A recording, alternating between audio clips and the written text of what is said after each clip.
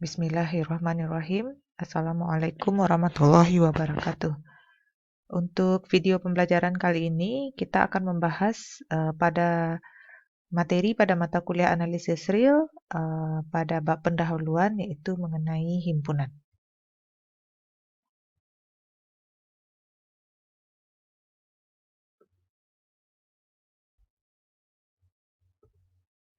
Oke, pada bab pendahuluan ini ada 3 hal yang akan kita bahas. Yang pertama tentang himpunan, yang kedua fungsi, dan yang ketiga induksi matematika.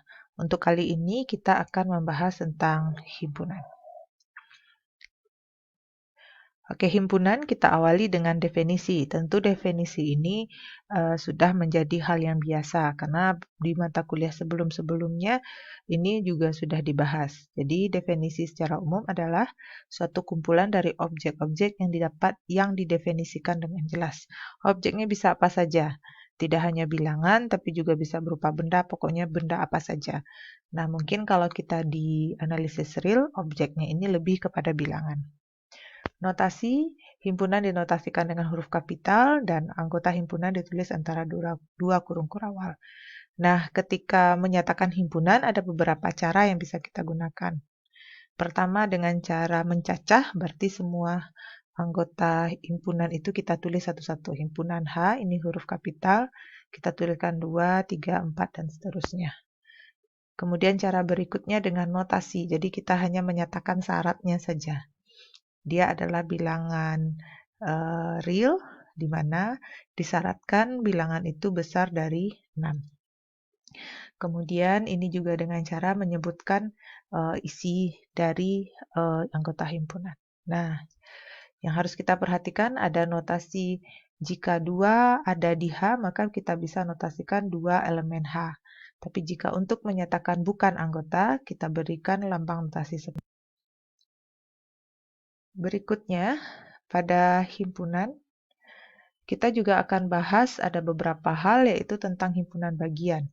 Nah, himpunan bagian ini adalah dua buah himpunan dikatakan A bagi subhimpunan atau himpunan bagian dari B. Nah, jika setiap anggota A ada di B, setiap anggota A ada di B. Kita lihat contoh A 2, 3, 4, 5, 6. B-nya bilangan real besar dari 1, otomatis maka semua anggota A ini pasti ada di B, karena B anggota bilangan real. Kemudian operasi himpunan, ada beberapa operasi himpunan yang akan kita bahas. Nah, yang pertama yaitu irisan, dan operasi ini semuanya sudah kita kenal ya. Irisan, kita berikan lambang seperti huruf N. Kemudian gabungan, jadi irisan jika elemen itu ada di A dan ada di B. Kalau him gabungan ada di A atau ada di B. Kemudian komplement tidak ada di A. Selisih bisa kita tuliskan A kurang B atau A garis miring B. Ini anggota himpunan yang ada di A tapi tidak ada di B, kemudian beda setangkup. Mungkin untuk lebih jelasnya bisa kita lihat diagram Venn ini. Membayangkan operasi yang kita lakukan. Jadi kalau A gabung B, dia semua yang ada bisa di A saja, di B saja, atau ada di kedua-duanya. Kalau irisan, dia harus ada di kedua-duanya. Oke, kalau selisih, dia hanya ada di A saja, dan tidak boleh merupakan elemen yang ada di A juga ada di B. Jadi irisan ini tidak termasuk.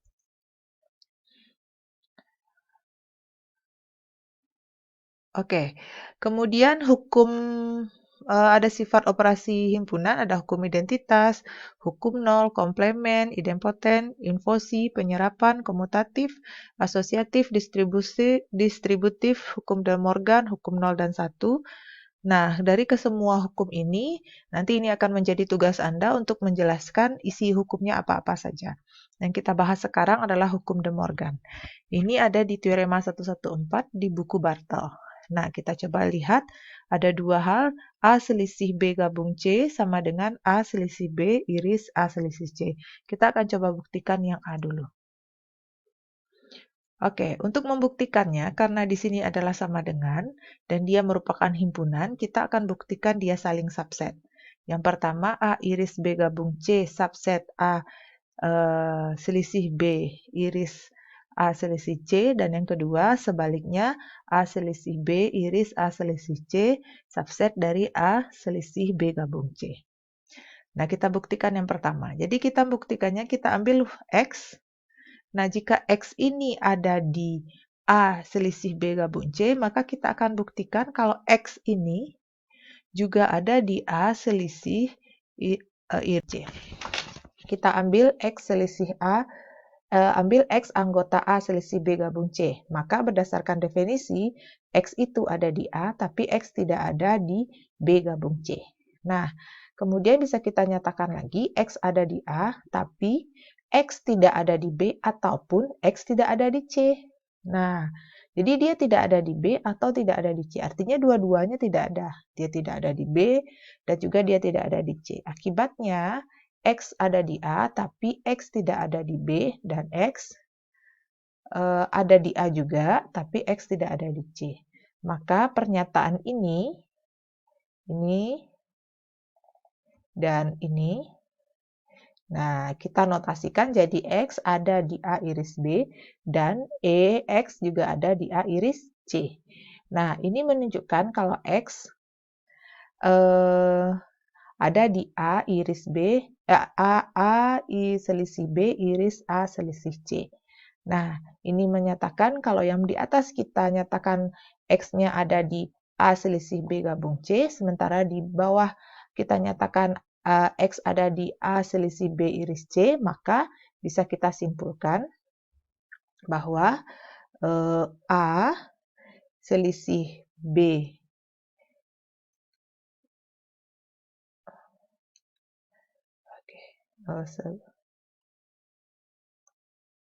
B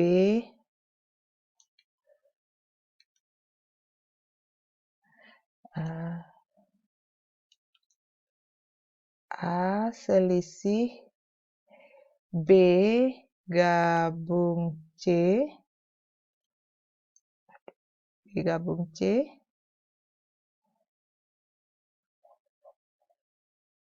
ya, selisih B gabung C itu ada di A selisih B iris A selisih C. Berarti pernyataan pertama terpenuhi.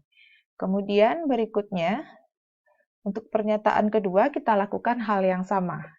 Nah, kita lakukan hal yang sama, kita buktikan bahwa A selisih B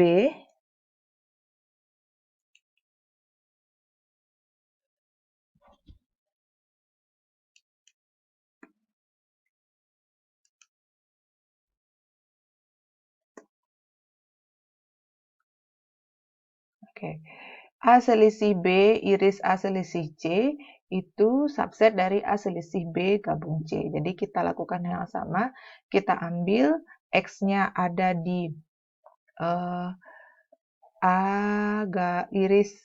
selisih B iris A selisih C, dan berdasarkan definisi bisa kita nyatakan bahwa X anggota A di selisih B dan X anggota A selisih C. Kita lakukan dengan cara yang sama seperti yang pertama tadi, sehingga kita peroleh X-nya ini ada juga di A selisih B gabung C. Maka disimpulkan A selisih B iris A selisih C subset dari A selisih B gabung C. Karena 1 dan 2 terpenuhi, artinya A selisih B gabung C itu sama dengan A selisih B iris A selisih C. Harusnya untuk yang kedua bisa kita lakukan dengan cara yang sama. Oke, berikutnya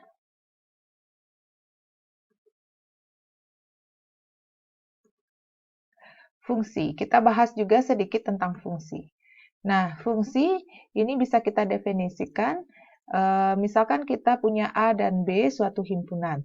Maka fungsi dari A ke B adalah himpunan F yang merupakan pasangan berurutan dari A silang B sedemikian hingga untuk setiap A ada di A, terdapat elemen tunggal B ada di B dengan A, B anggota di F.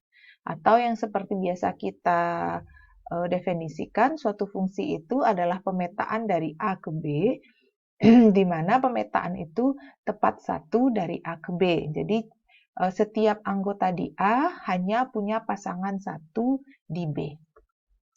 Notasinya F memetakan A ke B.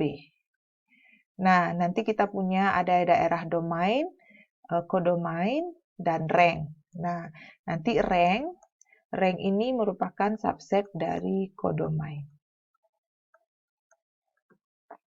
Oke, nah fungsi bisa kita gambarkan seperti ini kalau dia merupakan anggota A dan B-nya adalah bilangan, berarti dan itu ada di real, maka kita bisa buatkan grafik seperti ini. Di mana sumbu X itu adalah daerah asal, kita beri lambang dengan DF, dan sumbu Y itu adalah daerah kodomain, dan di mana sebahagiannya itu merupakan rank-nya. Nah, jadi yang himpunan yang ini, yang garis ini, yang kumpulan dari pasangan A, B. Ya, bukan himpunan. Yang maksud saya yang fungsinya yang ini, yang merupakan pasangan dari A, B. Oke, lanjut. Kemudian ada direct image dan inverse image. Nah, ini direct image ini pada dasarnya adalah sama dengan rank, sementara inverse image adalah daerah hasil dari inverse. Nah, kalau bisa kita lihat, misalkan ini adalah himpunan A, dan ini adalah himpunan B, kemudian A dan B dipetakan oleh fungsi F, maka nanti yang jadi direct image-nya, jika ini ada seluruh E ini kita petakan oleh F, maka daerah petanya adalah di sini. Daerah peta ini disebut direct image. Sementara kebalikannya, jadi kalau kita punya inverse, berarti dia memetakan dari B ke A, F inverse, maka daerah ini yang kita sebut sebagai inverse image. Nah, ini hanya istilah saja. Kemudian berikutnya ada jenis khusus dari fungsi. Ada 3. Yang pertama fungsi injektif atau satu-satu. Yang kedua fungsi surjektif atau fungsi fadah. Dan yang ketiga adalah fungsi injektif dan surjektif, maka kita sebut dengan fungsi bijektif.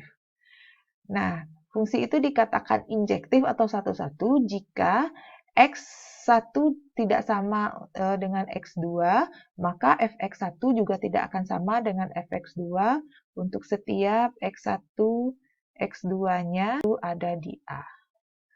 Ya, jadi kalau X1 dan X2-nya tidak sama di A, maka nanti hasil petanya juga tidak sama. Kemudian dia dikatakan surjektif jika setiap anggota A itu ada image-nya di B dan RF harus sama dengan B. Jadi kodomainnya harus sama dengan rank. Kita bisa lihat diagram Venn-nya. Nah, ini dia.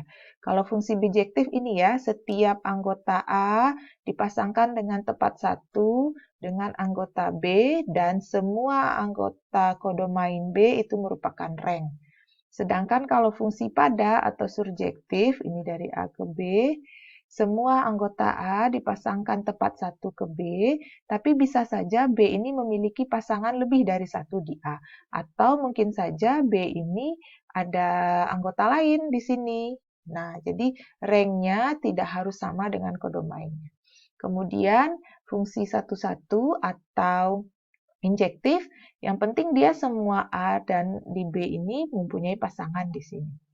Nah, itu ya. Oh, maaf.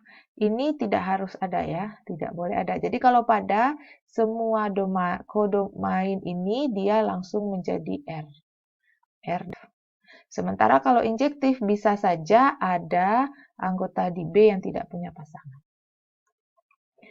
Oke, ini contoh pembuktian. Nah, jika kita memiliki fx angka x kurang 2